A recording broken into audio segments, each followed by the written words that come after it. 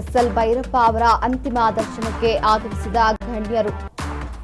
ಹಿರಿಯ ನಿರ್ದೇಶಕ ಟಿಎಸ್ ನಾಗಭೂಷಣ್ ಅವರು ಈಗ ಆಗಮಿಸಿದ್ದಾರೆ. ನಟಿ ತಾರಾ ಅನುರಾಧ ಆಗಮನ ಆಗಿದೆ. ಕೆಲವೇ ಕ್ಷಣದಲ್ಲಿ ಸಿಎಂ ಸಿದ್ದರಾಮಯ್ಯ ಅವರು ಕೂಡ ಅಂತಿಮ ದರ್ಶನಕ್ಕೆ ಆಗಮಿಸಲಿದ್ದಾರೆ. ಎಸ್ಎಲ್ ಭೈರಪ್ಪ ಅಂತಿಮ ದರ್ಶನಕ್ಕೆ ಆಗಮಿಸಿದ ಗಣ್ಯರು.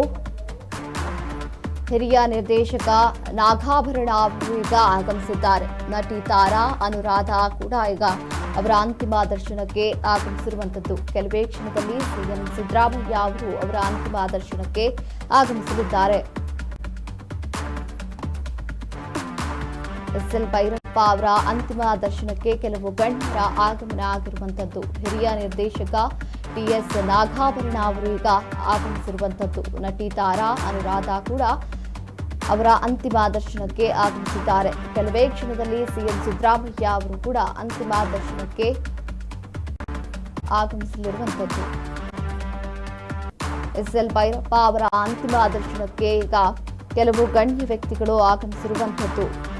ಅವರ ಒಂದು ಅಂತಿಮ ದರ್ಶನಕ್ಕೆ ಕೆಲವು ಗಣ್ಯ ವ್ಯಕ್ತಿಗಳು ಈಗ ಆಗಮಿಸಿ ಸಂತಾಪವನ್ನು ಸೂಚಿಸುತ್ತಿರುವಂತದ್ದು.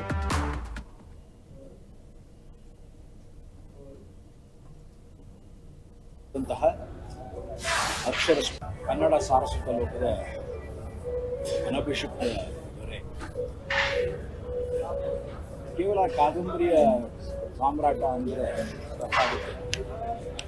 ಕನ್ನಡ ಅಸ್ಮಿತೆಯ ಎಲ್ಲ ಭಾವನೆಗಳನ್ನು, ಕನ್ನಡ ಅಸ್ಮಿತೆಗೆ ಬೇಕಾಗಿರುವಂತಹ ಒಂದು ಮೇರು ಕಲ್ಪನೆಯನ್ನು ಅದರ ಮುಖಾಂತರ ಇತಿಹಾಸ ಇರಲಿ, ಅವರ ಪುರಾಣ ಇರಲಿ ಅಥವಾ ಸಾಮಾಜಿಕವಾಗಿರಲಿ ಹೊಸ ದರ್ಶನಗಳನ್ನು ಕೊಟ್ಟಂತಹವರು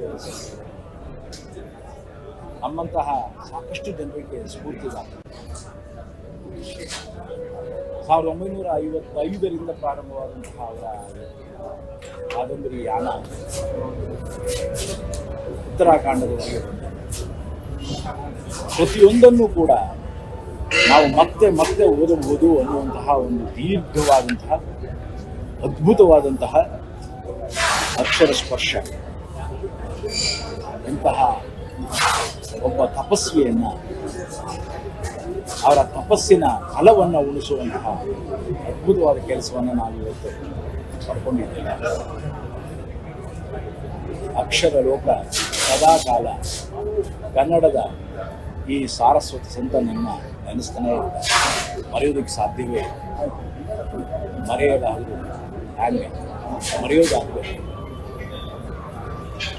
ಮರುಹುಟ್ಟು ಪಡೆಯುವುದು ಒಬ್ಬ ವ್ಯಕ್ತಿಗೆ ಅಥವಾ ಒಂದು ಆತ್ಮಕ್ಕೆ ಸಾಧ್ಯವೇ.